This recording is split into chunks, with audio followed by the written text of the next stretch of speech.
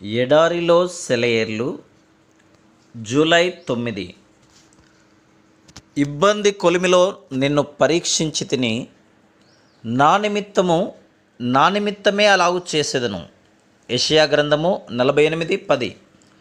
ఈ మాట కొలిమిలోని వేడినంతటినీ చల్లార్చే చల్లని వర్షపు జల్లులాగా ఉంది కదూ. అవును, దీనిపై అగ్నికి వేడిమికి ఏ అధికారము లేదు. శ్రమలు రాని దేవుడు నన్ను ఎన్నుకున్నాడు. పేదరికమా, నువ్వు నా గుమ్మంలోనే కాచుకొని ఉంటే ఉండు. దేవుడు నాతో నా ఇంట్లోనే ఉన్నాడు. ఆయన నన్ను ఎన్నుకున్నాడు. అనారోగ్యమా, నువ్వు అడ్డగించగలిగితే అడ్డగించు, కానీ ఔషధం నా దగ్గర సిద్ధంగా ఉంది. దేవుడు నన్ను ఎన్నుకున్నాడు. ఈ కన్నీటి లోయలో నాకేమి సంభవించినా సరే దేవుడు నన్ను ఎన్నుకున్నాడని మాత్రం నాకు తెలుసు. క్రైస్తవుడా, భయపడకు, యేసు నీతో ఉన్నాడు. నీ అగ్ని పరీక్షలన్నిటిలోనూ ఆయన ప్రత్యక్షతే నీకు ఆదరణ, క్షేమం. తన సొంతానికి ఎన్నుకున్న వాళ్ళెవరిని ఆయన వదిలేయడు. భయపడకుడి, నేను సదాకాలము మీతో ఉన్నాను అన్నదే ఆయన ఎన్నుకున్న వాళ్లకు ఆయన ఇచ్చిన మాట.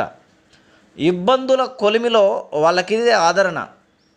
నాలో అగ్ని కొలిమి కాలుతోంది, మంటల్ని దేవుని ఊపిరి ఊదుతోంది, మనసంతా సలసలా కాగుతోంది, వణికిపోతూ మాడి మసైపోతోంది. ప్రచండ వేడిలో నిశ్చలంగా ఉన్నాను. దేవుని చిత్త ప్రకారమే అని తలవంచాను. ఎర్రగా కాలిన నా హృదయాన్ని బండ మీద పడేశాడు. తన రూపులోకి తేవాలని బరువైన సుత్తితో బాదాడు. సుత్తి దెబ్బలకి నిశ్చలంగా ఉన్నాను. దేవుని చిత్త ప్రకారమే అని తలవంచాను. ఎర్రగా కాలిన నా హృదయంపై, మెత్తబడ్డ మనసుపై పడుతున్న ప్రతి దెబ్బకి నిప్పురవ్వలు ఎగిరాయి. చల్లార్చే మళ్ళీ కొలిమిలో వేసి కాల్చాడు. అంతా భరిస్తూ నిశ్చలంగా ఉన్నాను. దేవుని చిత్త ప్రకారమే అని తలవంచాను. సనగడం ఎందుకు? బాధ పూర్తయ్యే సమయం త్వరగానే వస్తుంది. నాపై దేవుని పని రేపే పూర్తవుతుంది. అందుకే నమ్మికతో ఆయనపై భారం వేసి నిశ్చలంగా ఉన్నాను. దేవుని చిత్త ప్రకారమే అని తలవంచాను. శ్రమ అనేది మెడకి వ్రేలాడేసిన సమాధి రాయిలాగా అనిపిస్తుంది, కానీ నిజానికి అది ముత్యాల కోసం సముద్రం అడుగున వెతికే ఈతగాడు ఆ అగాధంలో ఉండగలగడానికి వేసుకునే బరువు లాంటిది.